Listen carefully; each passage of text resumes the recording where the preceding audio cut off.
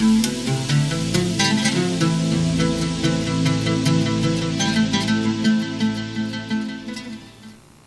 pemirsa TV, sedikit lagi dengan Bu Ujung Rimba ini. Ya.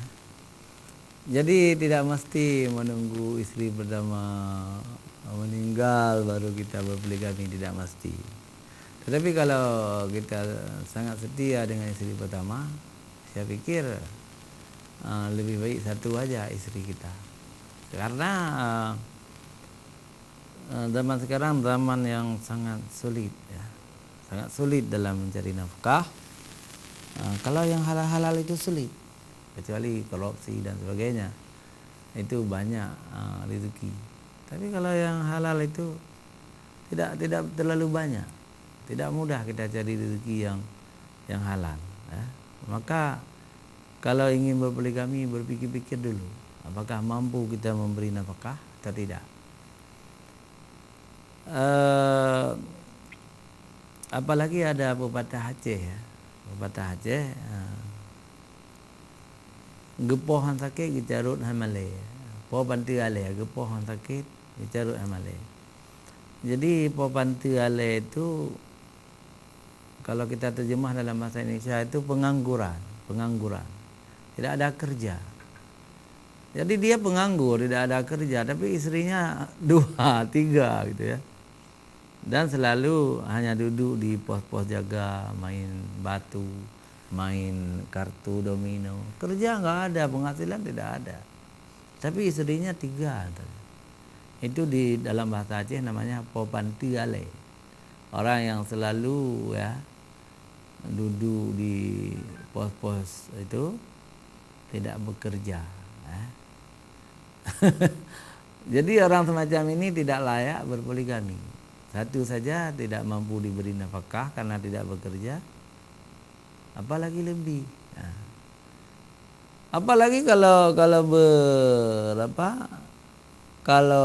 berpoligami ingin mengharapkan harta si perempuan, dia duduk-duduk saja, main-main cabang saja, main domino saja, main batu saja, minta uang sama istri situ, sama istri kedua, istri ketiga, itu adalah popanti ale.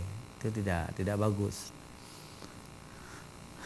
Ada 3 orang yang dibolehkan, 3 kelompok manusia yang bukan dibolehkan. Maksudnya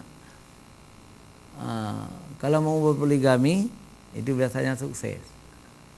Yang pertama adalah orang kaya. Orang kaya itu banyak hartanya dan mampu memberikan nafkah kepada istri-istrinya yang lebih dari 1 itu. Yang kedua orang alim, ulama. Ulama pun ilmunya banyak, hartanya juga banyak karena banyak sumbangan dari murid-muridnya atau zakat atau apa dari pemerintah juga diberikan. Ulama itu sebenarnya kaya dan alim. Nah, ulama itu. Abu-abu itu jangan dipikir abu-abu itu orang miskin. Ilmunya banyak, alim dia tengku, tetapi hartanya juga banyak. Nah, kalau abu-abu berpoligami juga diperkirakan mampu memberi nafkah yang adil kepada istrinya. Makanya di dalam sejarah Aceh abu-abu besar itu, ulama besar, ya, seperti Abu Mudawali Al-Qadi, ya, istrinya 4. Abu-abu lain juga begitu, 2, 3, karena mampu berlaku adil.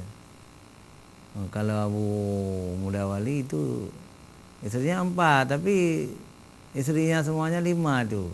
Ada 1 yang diceraikan. Jadi yang tetap 4. Karena tidak boleh 5 langsung, nggak boleh.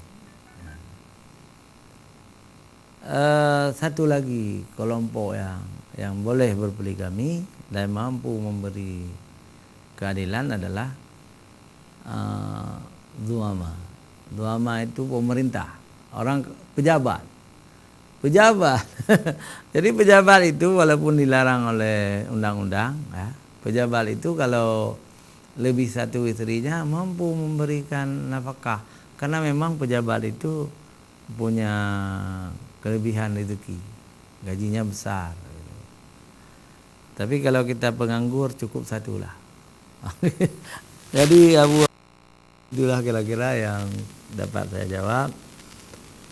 Kita jawab yang lain lagi. Ini dari siapa nih? Assalamualaikum warahmatullahi wabarakatuh. Ustadz yang mulia, saya ingin bertanya, kata orang sekarang poligami itu tidak sesuai dengan hak-hak asasi manusia. Poligami adalah hukum kuno yang tidak sesuai dengan perkembangan zaman sekarang. Bagaimana pendapat Ustaz? Wassalam, Abu Fantasi. Wah. Abu Fantasi di mana nih? Di mana Aceh atau di mana? Tidak disebut. Kita tidak sependapat seperti itu, Abu Fantasi, ya. Jadi Allah SWT telah membolehkan kita berpoligami, masna wa thulatha wa ruba'. Hukum Islam itu bukan hukum kuno, malah hukum modern. Karena sebelum agama Islam justru laki-laki itu banyak sekali istrinya, banyak sekali gundiknya. Istrinya sampai 1.000 orang. Ada raja-raja di Eropa yang istrinya 1.000 orang, juga raja-raja di Asia Timur, di Cina, di Tiongkok, ya, di Khurasan, di Jepang, bahkan di Indonesia, Jawa Hindu itu istrinya ribuan orang. Jadi Islamlah yang mengurangi istri manusia, ya. Maka hukum Islam itu tidak kuno. Hukum Islam itu tidak kuno. Poligami itu bukan sesuatu yang kuno. Demikian jawaban saya kepada Abu Fantasir, ya. Kita baca lagi, alhamdulillah sudah masuk dari Pak Rustam ini, ya. Assalamualaikum warahmatullahi wabarakatuh. Ustaz, adakah kisah-kisah mengenai harta warisan dan bagaimana orang-orang yang melanggar wasiat orang-orang yang telah meninggal dan mengamanahkan kepada yang masih hidup, tapi mereka melanggarnya, padahal mereka tahu tentang wasiat tersebut. Wassalam, Ustaz. Jadi ini dari Bapak Hakim di Dusun. Jadi bukan dari Pak Rustam, salah baca tadi. Ya, jadi wasiat orang tua, harta warisan itu tidak boleh dilanggar oleh anak-anaknya.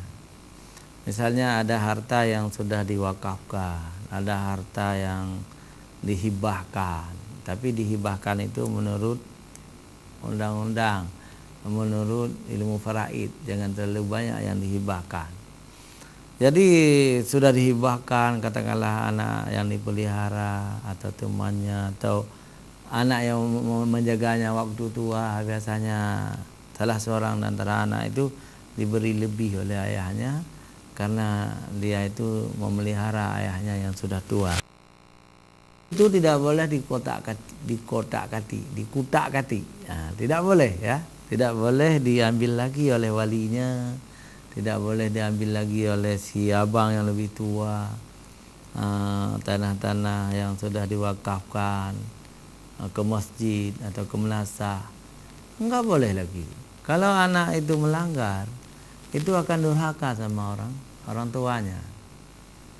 Baik pemirsa TV yang dirahmati Allah, ya, jangan kemana-mana. Kita lihat dulu. Oh gini, waktu sudah kita pemirsa TV yang dirahmati Allah, insyaallah besok kembali. Mari kita tutup acara ini dengan doa kafaratul majelis. Subhanakallahumma wa bihamdika, asyhadu an la ilaha illa anta, astaghfiruka wa atubu ilaik. Wassalamualaikum warahmatullahi wabarakatuh.